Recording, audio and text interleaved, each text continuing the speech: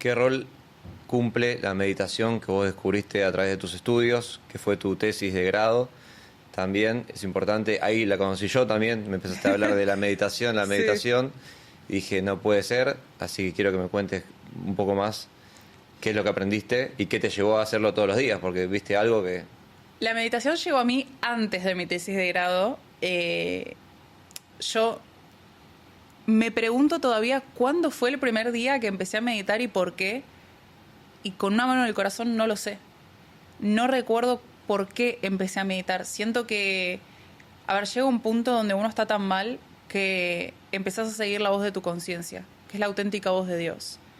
Así como esa voz me dijo no lo hagas, hay algo más grande, que enhorabuena que esa voz apareció y yo la seguí. Hubo otra voz, se ve, en algún momento, que me dijo, comenzá a hacer esto. No sé por qué me empezaba a llamar la atención.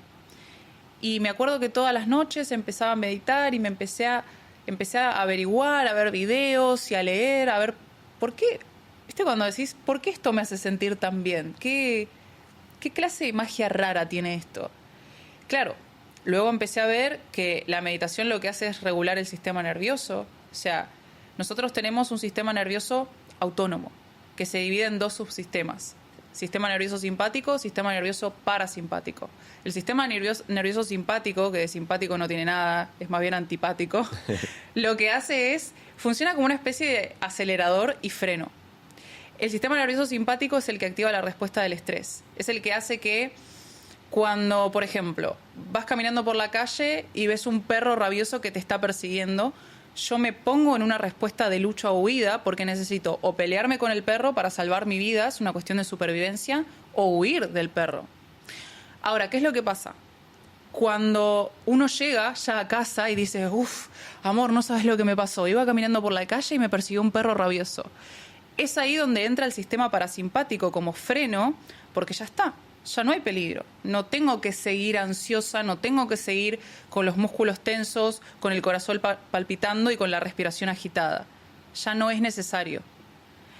El problema es cuando la gente hace abuso del acelerador y ya luego los frenos no funcionan.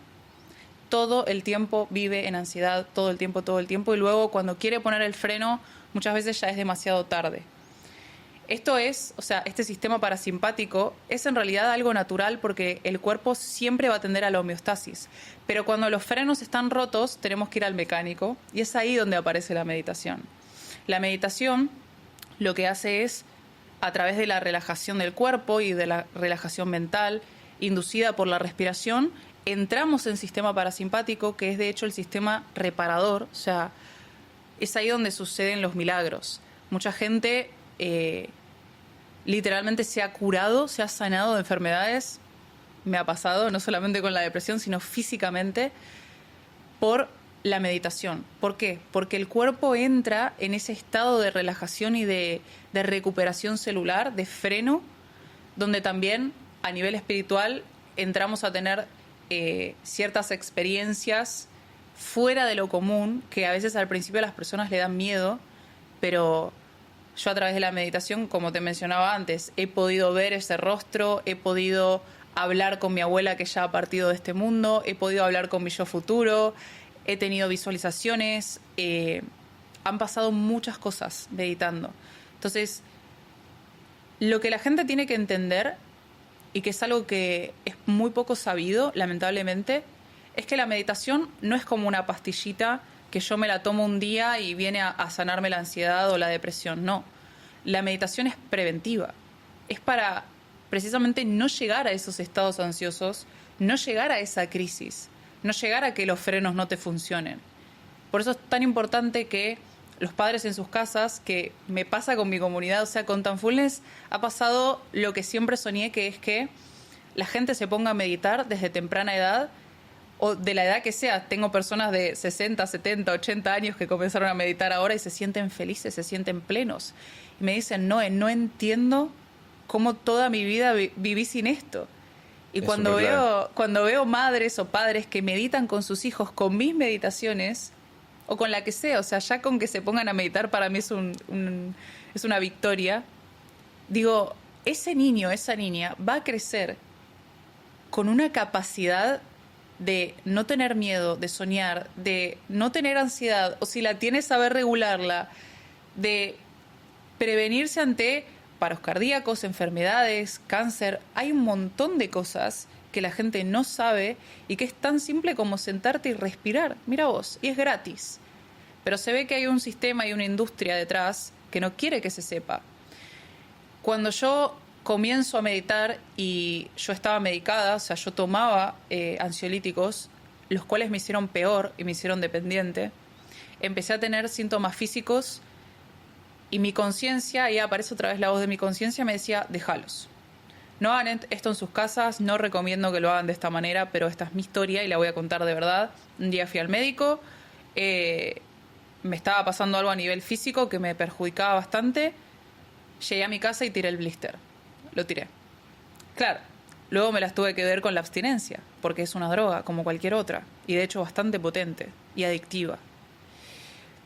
Pero lo pude zafar gracias a la meditación y a tomármelo en serio. Yo cada día de mi vida me levanto y medito, y también por las noches antes de irme a dormir, y si no tengo ganas porque me da fiaca, porque a veces pasa, ahí mi conciencia me dice, ¿es esto o la pastillita? ¿Qué preferís? Y es ahí donde me pongo a meditar. Pero es importante entender que es preventivo. Y si yo he logrado todo lo que he logrado en mi vida, y sobre todo en tan corto tiempo que llevo con Tanfulness, que es mi marca personal, mi escuela, mi empresa, llámalo como quieras, ha sido gracias a esa claridad mental que me ha dado la meditación. ¿Qué se siente tomar una pastilla? No vamos a decir nombres, pero ¿qué sensación? PAM, que terminen con PAM. Con PAM, la más famosa. Sí, sí, sí. La que te dan libremente. Son caramelos. Y los psiquiatras lo recetan como caramelos. Yo he tenido gente que ha venido a consultarme diciéndome, mi psiquiatra me recomendó que cada vez que sienta ansiedad me tome uno. Y le digo, ¿y cuántos tomas por día? No, 7, 8. Bueno, vos te acordás que mi psiquiatra me había recomendado que me lleve uno encima todo el día. Sí, como por un si me pasaba caramelo. algo, me lo tomaba y... Es una locura eso. Es una locura. O sea, aparte, debería, aunque en realidad no, yo no comparto esta postura, pero en teoría debería ser el último recurso. Pero claro, como la industria farmacéutica se beneficia de las recetas, o sea, yo soy psiquiatra, te receto un PAM, Azepam, no sé qué PAM, o lo que sea, y yo estoy cobrando por eso. La industria farmacéutica gana, el psiquiatra gana, todos ganan, menos vos, que quedás hundido en una adicción y que no se dan cuenta que es una adicción. Porque la gente habla muy mal de la marihuana y de las drogas, que evidentemente, yo siempre digo, uno no tiene que consumir nada, ni alcohol, ni ningún tipo de vicio, porque te quitan claridad mental, pero eso también.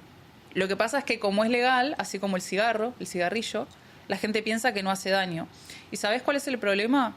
Que yo cuando voy al médico no solamente soy vulnerable, o sea, estoy en una situación de vulnerabilidad, estoy mal, y vos tenés un rol de autoridad. Y se nos ha enseñado que el médico tiene un rol de autoridad y que todo lo que diga el médico hay que acatarlo. Nunca a nadie en su sano juicio se le ha ocurrido cuestionar a un médico, ¿sí o no? O sea, yo cuando fui a ese médico esa vez, que de hecho era una persona que ni me conocía, me dijo, ¿qué te pasa? No, estoy triste por esto. Ah, bueno, toma esto y esto. Y es como, pero no te conté nada. O sea, no te conté mi historia ni qué estoy sintiendo, simplemente te basaste en una etiqueta según lo que dice el manual diagnóstico, ¡pum!, receta. ¿Te acordás que una vez la leímos, la etiqueta de contraindicaciones? Contraindicaciones de medicamentos contra la depresión. El primero que veo era riesgo suicida. Y digo... Tendencia suicida.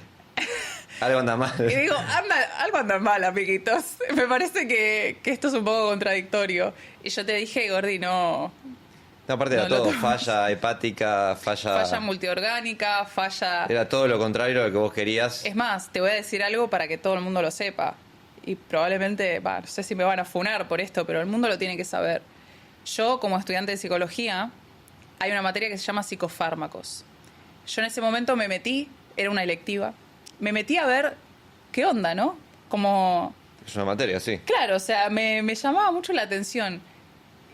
Y yo dije, bueno, me enseñarán cómo hacer que el paciente no llegue a ese punto ¿Y qué es lo que hace que un paciente llegue a cruzar esa barrera de tener que ya ir a una medicación? Y me encontré con el mismísimo infierno ahí, porque no me enseñaban nada de eso. Me enseñaban, ¿sabes qué? ¿Cuáles eran los efectos secundarios de todos los medicamentos? O sea, de menor a mayor. ¿Para qué? Para que cuando un paciente te viniera, vos tuvieras la precaución de saber qué estaba tomando y qué estudios, por ejemplo, había medicamentos que producían falla hepática. Entonces, uno tenía que cuidar muy bien que el paciente se haga estudios del hígado. Yo decía, pero esto es... Sabes que le está haciendo mal y se lo estás dando igual. O sea, vos sabés lo que es rendir. Yo ya estaba despierta de conciencia en ese momento, ya me estaba graduando. Y ya sabía que iba a ser mi tesis sobre meditación, por mi experiencia. Por eso la hice. ¿Vos sabés lo que es para mí rendir un parcial donde era un multiple choice y tenías que poner tal PAM no sé qué, ¿no? Medicamento. ¿Qué produce? ¿Falla multiorgánica? ¿Falla hepática? ¿O Todas que la las persona...? anteriores. Y yo decía, ay Dios, me siento como jugando para el Team Diablo. Y sí. Me siento jugando para la oscuridad y dije, la gente tiene que saber esto. Y fue ahí donde mi tesis fue sobre meditación, la meditación aplicada a los trastornos de ansiedad particularmente. Me acuerdo la cara de los jurados, no lo podían creer. ¿Qué te dijeron? Yo lo que planteé en esa tesis, según la ciencia, yo no me inventé nada, porque, a ver, el que no sabe, para hacer una tesis de grado vos tenés que hacer todo un ¿cómo se dice? Como un bagaje de lo que dice la ciencia y vos como que lo reunís todo y das también tu opinión, por así decirlo, tu perspectiva como futuro profesional en cuanto a eso y cuál es la implicancia y la aplicación. Todo lo que me encontré era bueno. Igual, puntos importantes. No encontré ni un estudio en el mundo, no en Argentina, en el mundo, donde haya provocado un mal en el paciente. Qué locura. Todo lo contrario. Todos eran casos de éxito en cuanto a cáncer, depresión, algún tipo de enfermedad, enfermedades cardíacas, depresión, ansiedad, en un montón de cosas. O sea, yo ahí me encontré con un espectro mucho más amplio de lo que yo partí, porque para mí era, bueno, a ver qué sucede en la ansiedad. Pero me encontré un abanico de cosas que dije, wow. Pero también me encontré con que nadie había hecho tesis sobre eso, o muy pocas personas, por lo menos en mi universidad, la Universidad de Buenos Aires, y no había muchos estudios científicos sobre meditación. Me costó mucho hacer mi tesis, porque no había tantos estudios, y era como, puta, o sea, no tenía suficiente material, ¿no? Pero el material que encontré me llamó más la atención y descubrí un mundo mágico. Y cuando se lo presenté a los jurados, ellos en un punto, o sea, yo me acuerdo que la tesis tenía dos instancias. Una teórica donde revisaban a ver si estaba todo bien. A mí me salió sin observaciones, eso quiere decir que estaba impecable. Y cuando voy a dar el coloquio oral, o sea, tenés que defenderla oralmente, eso fue en un Zoom, me acuerdo porque veníamos de época de pandemia, no podían decirme nada. De hecho, yo recuerdo las palabras de los jurados de decir, me siento en una conferencia. Yo ahí ya, bueno, si hablamos del poder de visualizarse, yo ya ahí me sentía lo que sé firmemente que voy a hacer, que voy a ser conferencista y que voy a dar seminarios. O sea, lo sé firmemente, simplemente me estoy conduciendo a ello. Ahora estoy hablando como si ya fuese esa persona. Por eso en la Biblia se dice, llama las cosas que no son como si lo fuesen. Yo ya ahí me estaba representando como la mujer que quería ser. Doy la tesis, ellos me dicen, sí, bueno, pero igual la meditación no lo es todo, porque todavía no está científicamente comprobado de que no sé qué. Y yo decía, ¿cómo que no está científicamente comprobado? Lo que pasa es que vos no lo aplicás con tus pacientes. No se lo dije, pero lo pensé. Y sí, todavía está el rol de profesor ahí en ese momento que no... Yo tenía que bajar la guardia porque quería recibirme, básicamente. O sea, ya estaba en un punto donde decías, sí, ya está. Dame el título. Cuando me dijo, gracias colega, ya te recibiste, el otro jurado, que era un poco más tranquilo, me dice, tengo una consulta, vos meditas, ¿no? Le digo, sí, todos los días. ¿Y por qué? Me dice. Le digo, porque esto me salvó la vida. Y todo el mundo debería saberlo. Y yo me voy a encargar de que así sea. Yo me voy a encargar de que así sea. Cerré la computadora, puse el celular delante. Yo ahí en ese momento solo hacía TikTok. Y dije, hola amores, ¿cómo están? Voy a abrir mi canal de YouTube y va a ser sobre meditación. Y empecé a subir mis primeras meditaciones.